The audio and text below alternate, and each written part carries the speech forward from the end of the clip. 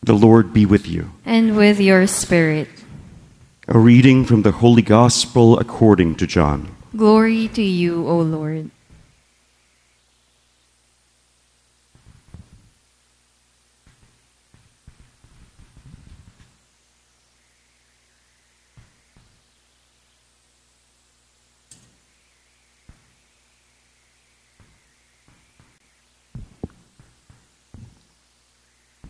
Jesus said to the Jews, "You sent emissaries to John, and he testified to the truth.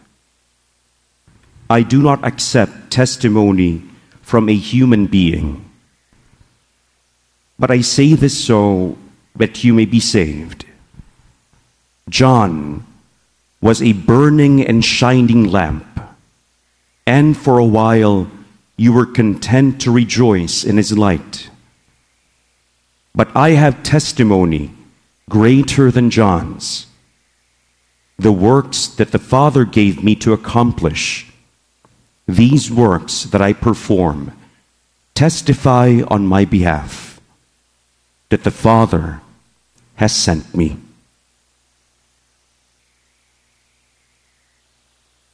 The good news of our salvation. Praise to you, Lord Jesus Christ.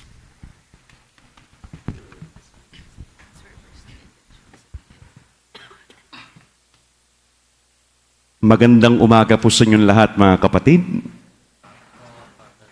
Naku, inaantok kayo. Good morning po sa lahat. And Merry Christmas to one and all.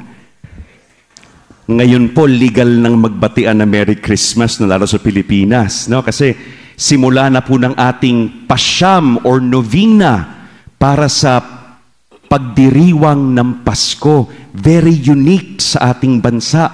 At sa kung saan-saan pang dako ng mundong merong mga Pilipino.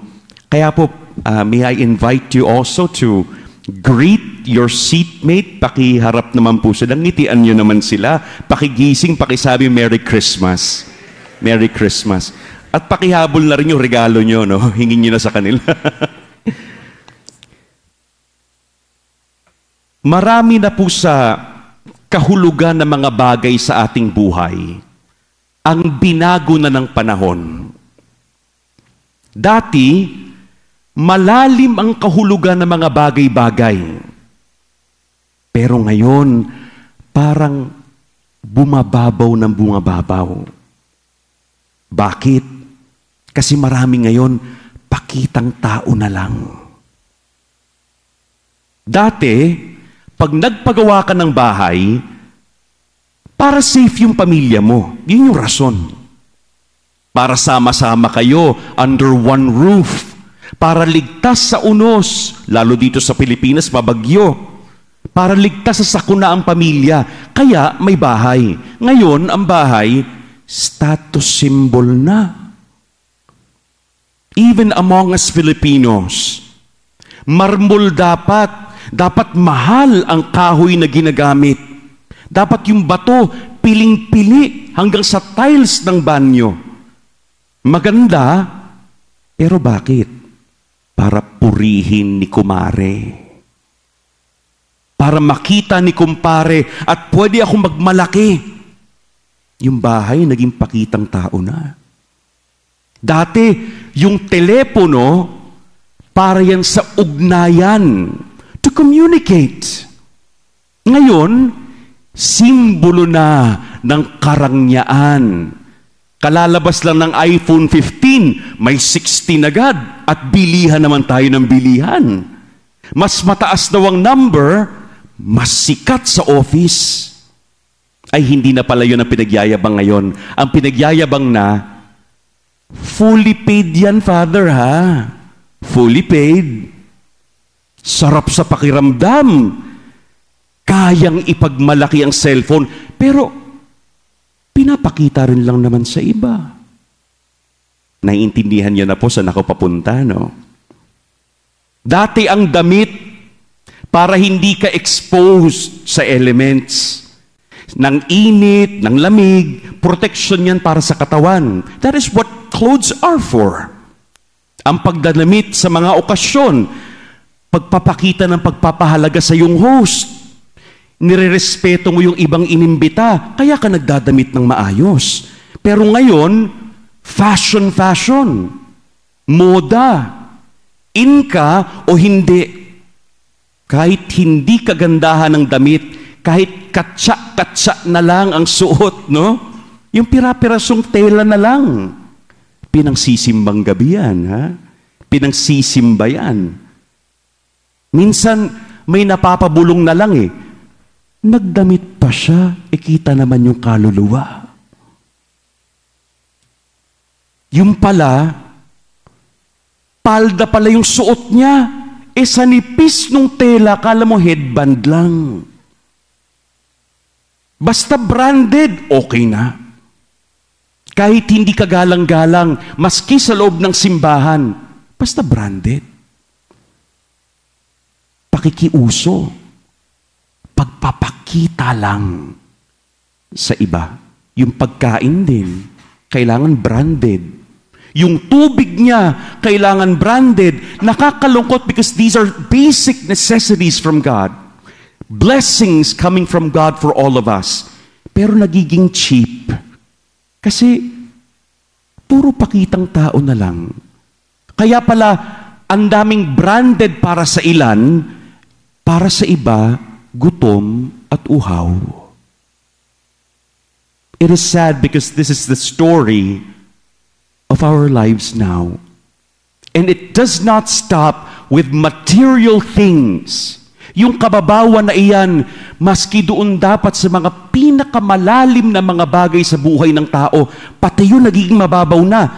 Imagine, ang pagdamay, ang pag-ibig, ang pananalangin, ang pagbibigay sa mga nangangailangan, it becomes cheap because it is all for show.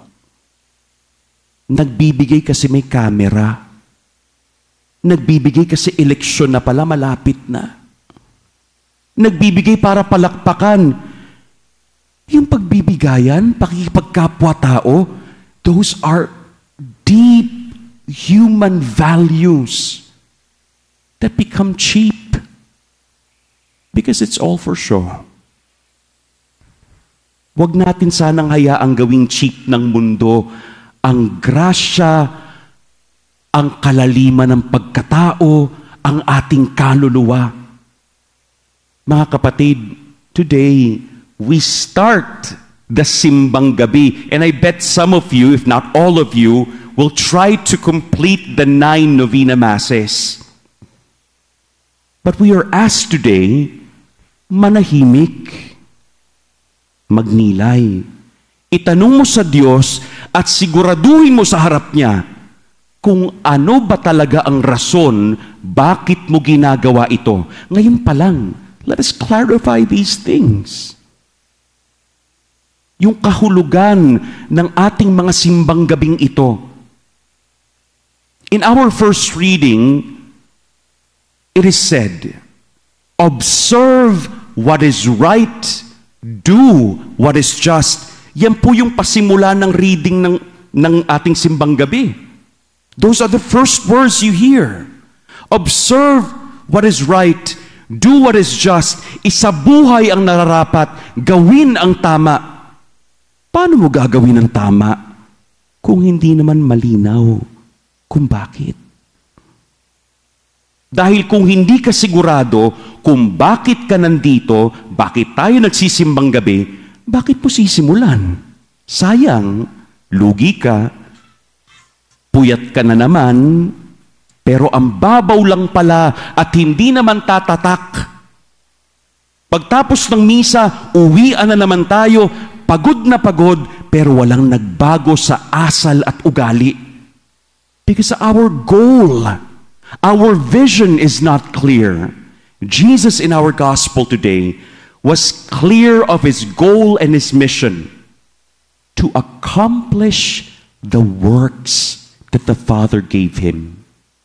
It was clear to Jesus that it was the Father who sent him, and he is on a mission. What is your mission? in this simbang gabi. So today, let us take time to reflect. Let us clarify our goals, our mission. Linawin natin, ito pala po ay sakripisyo, hindi lang lakwatsa o social event.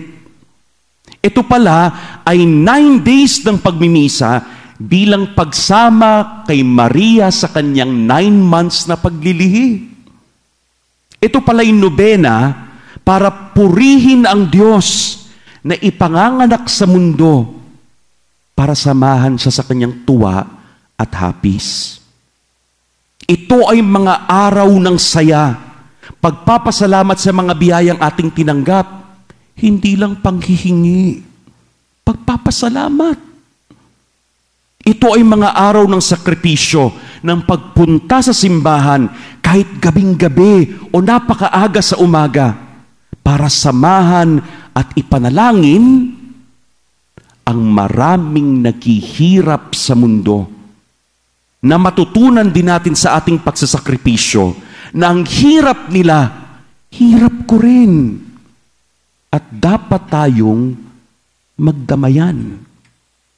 Again, I ask everyone here, para saan ba ang simbang gabi? Tradisyon lang ba talaga yan para sa iyo? This is a good question to ask now. This is a good point of reflection we can focus on now. Sana hindi lang kababawan. Sana hindi lang pakitang tao. Yung sunod-sunod lang sa uso. Kasi every 16th of December, ginagawa namin to eh. Isabuhay ang nararapat. Gawin ang tama para naman totoong maghari ang Diyos muli sa ating buhay, sa ating mundo, sa kanyang pagsilang. At matanggap nating totoo ang kanyang grasya at kapayapaan. Now is the time in this first simbang gabi to be silent, to reflect. Ito ay gabi ng pagpupunla na mga mabuting hangarin at asal, mabuting pagbabago at pananampalataya, upang sa Pasko nga naman may bunga at lahat tayo tatamasa. Again, Merry Christmas po. Let us continue reflecting and being guided by the Lord.